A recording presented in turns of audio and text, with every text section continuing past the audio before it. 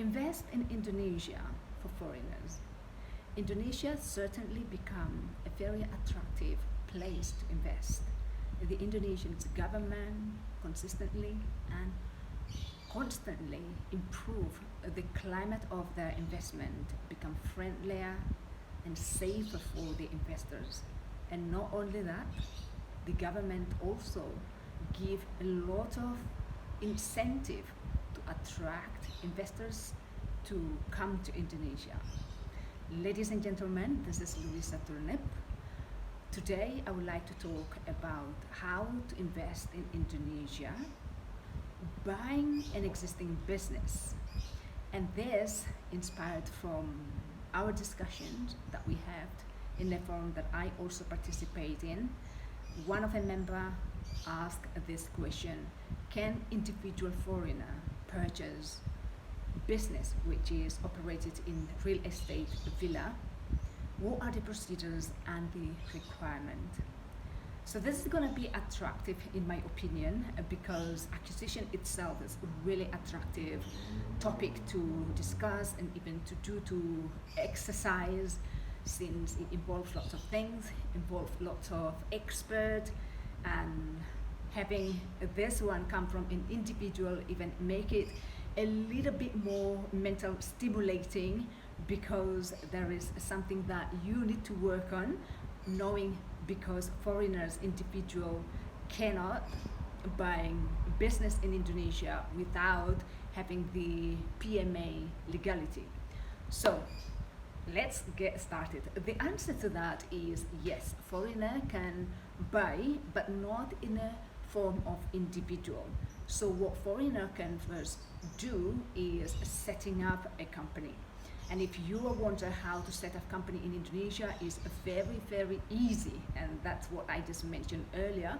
Indonesian government do make a lot of hard work and effort in this department. Investing in Indonesia, especially in infrastructure, is one of the priority list, and they make things get easier, faster and safer. So what you need as foreigners is just this two requirement, which is the formal and material. The material one's a little bit challenges, however, once you have this, then literally you can just get started within 2 weeks. So the material requirement is the capital.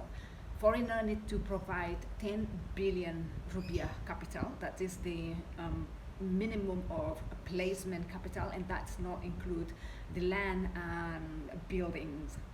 So when you have that, have 2 or 3 shareholders, and that can be 100% among foreigners, or also can team up with Indonesian people. So the formal legality, the formal requirement is the identity, which is the passport, and for Indonesian people, the KTP, along with the tax account number. Once all this available, then you go to the OSS, which is the online single submissions. It is a technology that Indonesia integrated to help business player, that's for Indonesians and also for foreigners, so that they can have within weeks, everything will be done. You will get your NIB, which is the license. However, to certain business, which is the one fall in the medium and high risk category, might take a little longer, but it's not that long in comparison to previous years. So once you have this, and then that's it, you can start to proceed the acquisition. So acquisition is buying an existing business, or we also call it unorganically. Just you have the money. So for foreigners, of course, you already have your company in the body or under the legality of the PMA. You can then purchase the an existing business, or villa, or if it's villa, restaurant, if it's restaurant. So here is the critical, or not rather critical, but I will say the more the complex part. because it's not just like when you buy motorbike or laptop. Let's say even for buying laptop you do need to do legal due diligence, but here there are lots of things that you need to list and you don't want to ignore, and if you do, literally might backfire because there might be dispute that rise during the purchase or post the transaction.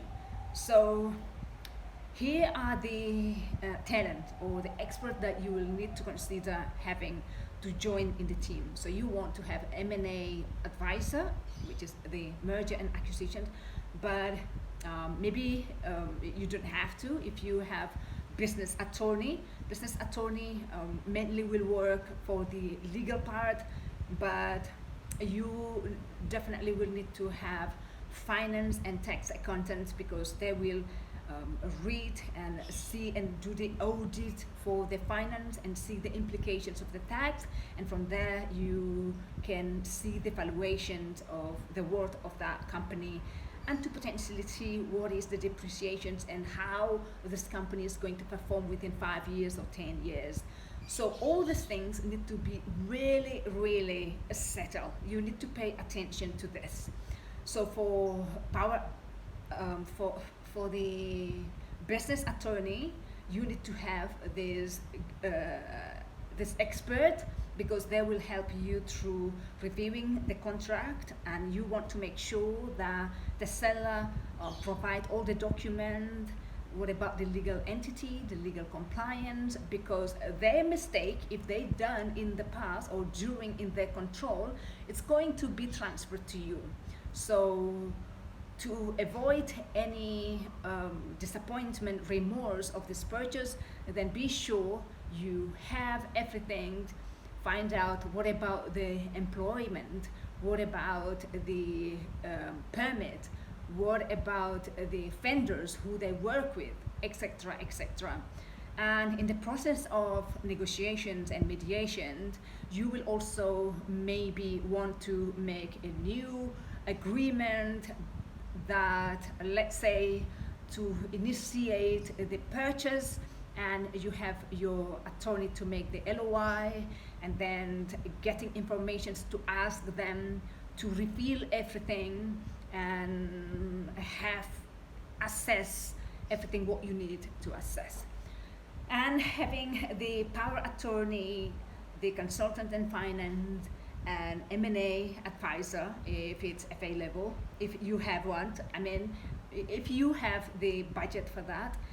And then finally, once everything ready, you know your objective goals, what is the purpose of purchasing this business? Is that you want merely only to generate revenue, or you just want to you want to have a business but not necessarily involved in, or maybe you don't like the idea of an employment and you've been an employee for a while and you want to become a director. That can be also one of the reasons of purchasing a business. So having all that settled, it will help you in finding the best business. So these few things that you need to think about when you purchase an existing business. So the purpose of buying an existing business is, of course, you don't want to go all the way from the start, like when you do setting up company from scratch, where you need to think about what kind of business that is still selling and promising, and what do you like, and what about the potential of a profit that you will get, how many competitors you have in your area, etc., etc.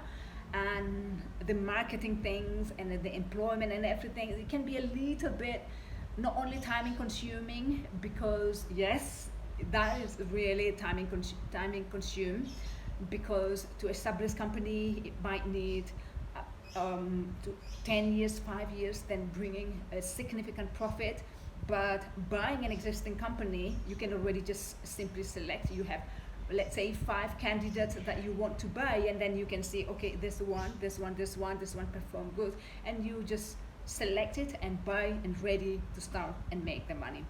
So this the one usually what you will be dealing when you purchase a business in Indonesia. I think just in general, but in Indonesia alone, that what you need to think. For foreigners, they cannot buy when they are individual, unlike for Indonesian people, if they have the money and then they just buy it. But for you, you need to establish first the PMA. So the PMA, to recap again, you need to have 10 billion rupiah, and that's not include for the building and land, and have 2 or 3 shareholders that can be shared with Indonesian people or can be 100% owned by foreigners.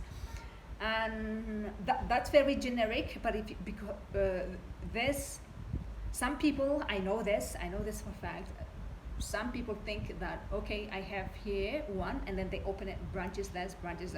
That doesn't work that way. That's only for one location, and that's the capital you need to provide. And usually the company will be set within 2 weeks, as I said, everything fast. And if you invest in a large amount of capital, you do get a lot of incentive, tax allowance, holiday incentive, and of course the ease of bureaucracy cuts the Indonesian people have made. And especially now, Indonesia really want to get more investors to invest in the Nusantara, the capital, the one in Kalimantan. This is the thing that you will want to consider when you want to invest in Indonesia. That's it for today's video. I hope that give a little more insight regarding investment in Indonesia. If you want to discuss anything, and if you have question, feel free to drop in the comment section. I will see you soon, and have a wonderful day.